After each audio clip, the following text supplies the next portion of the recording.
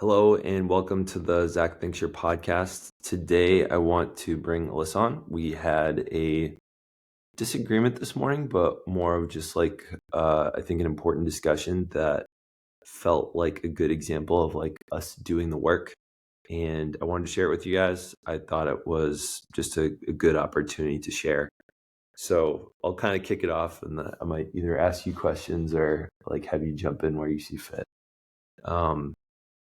So recently, Alyssa and I, more you did this Desire and Fire retreat, helping you step into a more feminine role within our home, in giving me the space to be more in my masculine, which I feel super uncomfortable using some of this language. Yeah. So feminine, not as like gentle, not as like a different feminine than what we have been trained to think of. A feminine that is in her true nature, her true power, her true flow. Which is not being like purely submissive. No. Which is, I think, 100% not. which is what I think like a lot of people see that as today from the manosphere toxic masculine podcasters. Yeah. We're not talking about this like feminine woman. I need a feminine woman. We're talking about like just your true self, true nature, true power, and owning it and owning your emotions. So the reason I just bring that up is because that ended up being like, I think, a really good cornerstone of what we actually discovered this morning. So this morning started out where Alyssa came to me as I had snoozed my alarm. I think I had felt over, realized she wasn't there, and then listened to it 3 times versus when she's there, like I jump up and like I get after it and I don't want to wake her from her slumber. Meaning you roll over, you sit up half asleep, trudge to the bathroom, and sit on the toilet for like 10 minutes. It gets me up a lot quicker than I did this morning, though. You're right. Anyway, I'm not jumping we up either way. So what I did wake up to was probably 15 minutes after that. You came to me, sat next to the bed, and just said like, "Hey, like I think we should drop her off at 9:00 this morning instead of 8:00. So we currently are paying for childcare for leaving her at 8:00, and we're under the impression that we have like a 10-minute plus or minus time around then that it works for us to drop her off so it doesn't like disrupt the flow of like daycare's morning, unless it's like a doctor's appointment or something. I don't think we would feel bad about it, but but like the day-to-day dropping off 20 minutes late is not nice. So either way, so we were like, okay, we really have to rush the morning if we want to get her out at 8:00, or like we can just wait till the sort of what used to be the typical 9:00. And when I heard that, I just kind of felt it like it was her telling me. So it was just like, Zach, this is what's happening.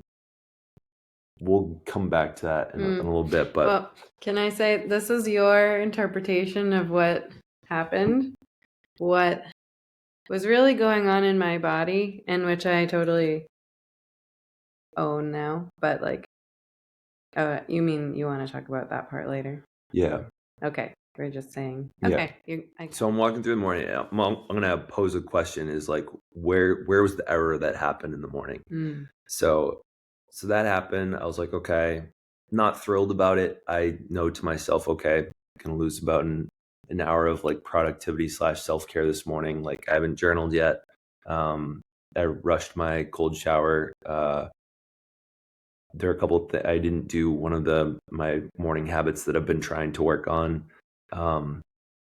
And so a couple minutes later, I was like, okay, she said she's going to go take care of the goats. That's like a maybe 10, 15 minute chore. You're also going to record your video. I'm super proud of her getting on the court and like doing that. So I'm fully in wanting to make that happen. I'm like, okay, probably won't see her for 15, 20 minutes. I get up, realize that Everly's doors are already open. Okay, that's at least done. And notice the white noise was off. Perfect. I forget what I went to the bathroom. I did something next, and then I just sat next to her and like peacefully woke her up.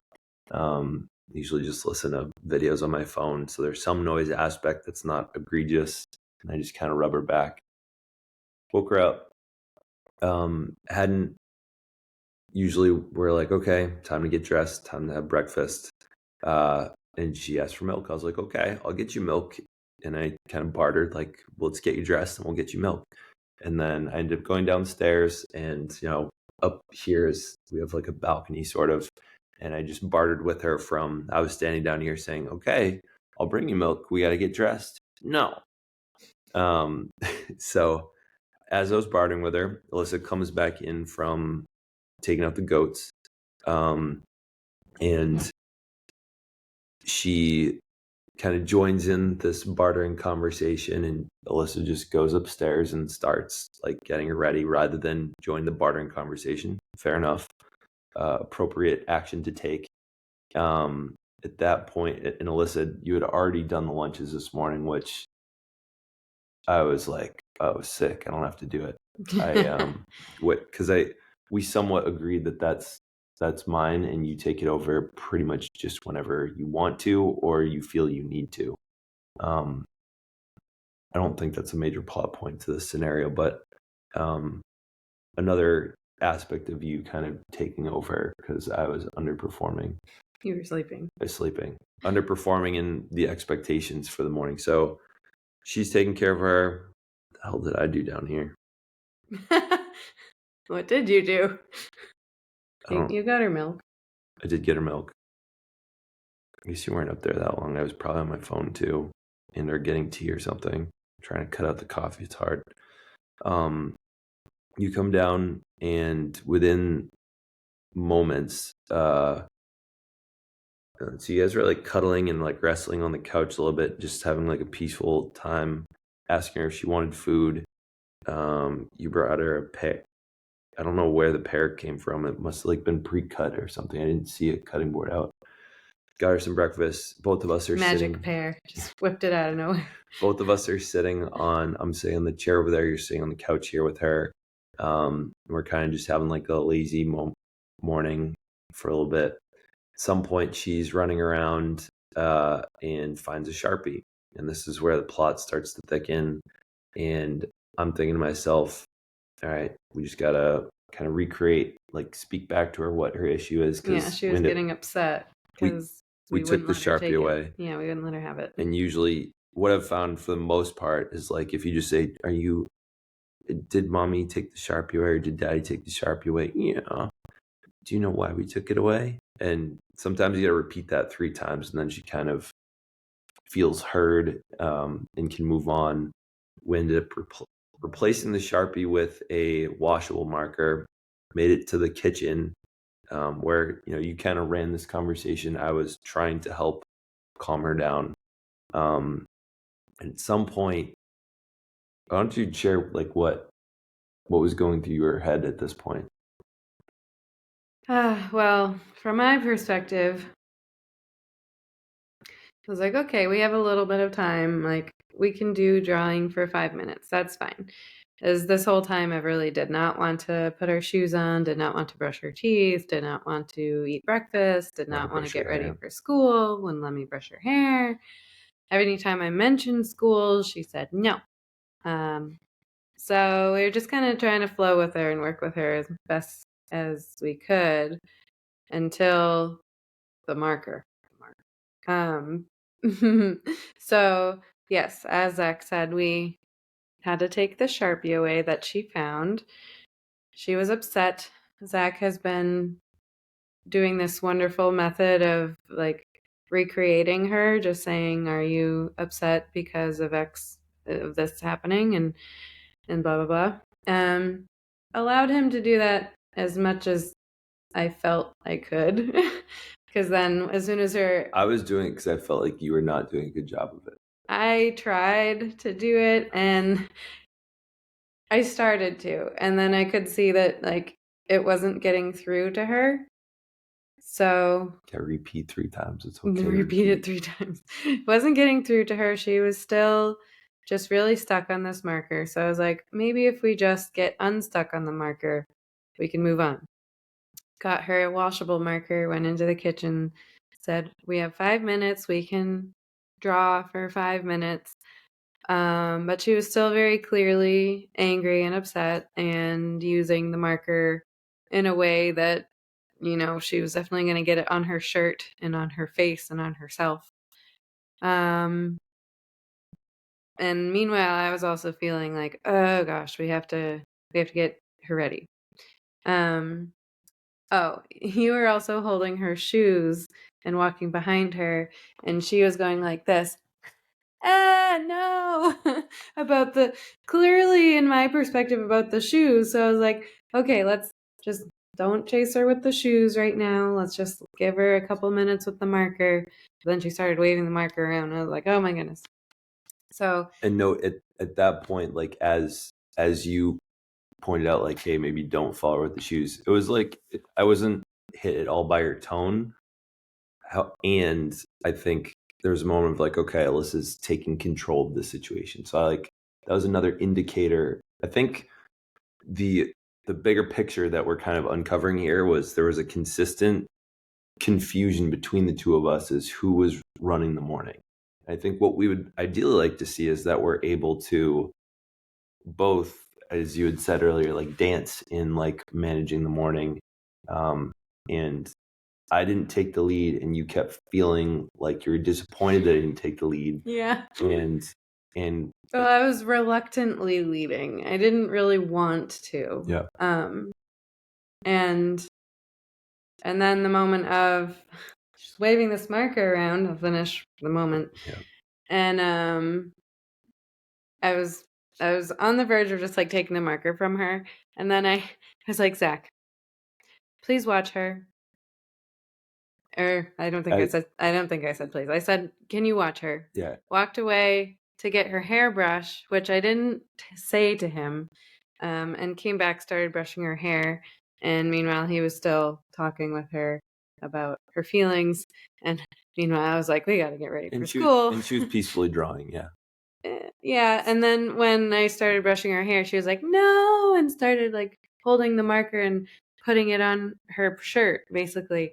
And I just took the marker and was like, no, we're getting ready for school. And then you took her shirt off. And I took her shirt off and showed her, and she was very upset, understandably. I was very upset. And then I started calming her down while you went to go get a fresh I went shirt. to go get a new shirt for her. Zach was doing her let's talk about our feelings thing. And I put on her new shirt, and you started saying something like, It was a response to you. You said, I think you said at this point, you're like, I need you to back off, or like step away, maybe step off. I forget exactly what I said. And then I was like, well, I think you should actually. I said, I think, I don't remember exactly how I said it, but I basically told him to go away, not for her sake, but for my sake. Yep. Which I was really glad that you differentiated that. Yeah. And that's when you were like, I think you need to go away. Yeah. And probably for her sake is what you were thinking. Yeah. And then we stopped interacting until she was at school. Well, / like, I did in fact step away as you were going out the door. You collected yourself and did the emotional labor of like still giving me the satisfaction of her saying goodbye to me and saying I love you, Daddy, which yeah, I was able to put things aside and work with Everly on her emotions without you also working on the emotions. So from there, here's the pause. Where did this morning go awry? And I want you to take maybe 15 seconds here to think, where did the problem actually start? And we actually went back and forth a couple times on like where the issue was. And I think we finally figured it out and like found like almost like the deeper seated issue underneath. So maybe if this is on YouTube or whatever, send a comment. Where was the issue? My first thought was that it was the moment of moving into the kitchen with the marker. And then I was like, wait a second. No, because it was really an issue of like the question of when I felt like I handed off the morning to her, because I think a lot of times we're not, unless it's a Saturday or Sunday, I think we're not necessarily dancing together and helping her get ready somewhat simultaneously. And it's more of, okay, who's running the situation here? Who's getting her ready? And like we might say, okay, I'll get her shoes and her jacket, and you might say, okay, I'll get her bag ready, I'll get her lunch ready, and so like we might delegate to each other, or we'll delegate to ourselves and point out, I'm about to go do this thing for the situation. What we recognized, I think, was, well, I recognized as you were sharing your upset with me, was the real issue actually started in bed. It was when you came to, well, one, I didn't wake up when I would have expected me to wake up. Two, when you said, however it was that you said it, of like, I think we should bring her to the 9 o'clock instead of Well, 8 o'clock. you forget what I said before that. I said because you were still sleeping, Mm-hmm. or yeah, you were still asleep, and I went in there. And I was like, so it was time to wake her up, which you knew. Yep. Even though you were asleep, like the sun was up, it's time to wake her up. It's very clear. What I said was, I want to go outside and take care of the goats and record my video. And we're That was gonna what you have, said first? yes, and we're gonna have to bring her to daycare by 9. Is that for sure what you said? That maybe one or two words are different, but that is what I said. Interesting. Yeah, and I'm realizing like I heard that as, hey Zach, we have to take her by 9. Like I don't want to rush. I think what I misinterpreted and what I heard versus what you said, I what I heard was, hey, I don't really want to rush through the morning and bring her at 9, and bring her at 8. Like, let's do 9. And I think over the years, and a lot of times, I've heard you kind of share like the soulful approach of like, I don't want to rush. Like, I want to start the day off nice. And, we've had other situations in our life unfold where you've felt kind of deeply about something that I can't logic. Like, there have been moments where you've listened to your intuition, like, I don't think we should go to this party tonight, or I don't think we should do this thing. And I'm like, I want to fucking go, or like, I want to do this thing, but I'm going to listen to you, because there were one or two times where like, I think we really paid a price sort of. And over the years, like, I've stopped pushing back. And what we kind of uncovered this morning was, you want me to push back. You want me to. Yeah, I wanted you to say, so in what I didn't tell you in this morning, like, I want to go outside, I want to take care of the goats, I want to do this video. And in between the lines, which is very manipulative of me, it's not like, it's manipulative of me to not tell you outright, I need you to take care of the rest of the morning with Everly. If I want to go do those things, then you have to take care of Everly right now. Right now. You're still sleeping, and you're right. You need to take care of her right now. Yeah. Not in 5 minutes, not in 10 minutes, right now. And also, like, that's not a fun thing for you to need to say. Right. But yeah, what I really wanted you to say after I said I want to take care of the goats, I want to go outside, is, okay, I got this. I'll take care of the rest of the morning. But more importantly, like, you wanted me to also push back. Like, no, actually, I don't want to lose an hour this morning. Yeah, I said, okay, yeah, I said, and we're going to have to bring her at 9 so that we don't rush. Meaning, if you don't get up right now and I go do the things that I want to do, I'm going to have to rush to get her out of bed. Yeah. Either I have to get her out of bed right now, and get her ready, or I can go do my morning the way I want to do my morning. So it was like an either or for me. And for me, I was thinking to myself, oh, fuck, like, I'm happy to rush. Like, I'll do it. Like, I'll get up and get but what I thought I heard was like, you were really committed to having a non-rushing morning in general, not just for you. which I had no issue with that, and I wanted to meet your kind of request of not rushing versus just giving. It's not like really what you wanted was you wanted that time, and you didn't care how the rest of the morning went for us. Yeah.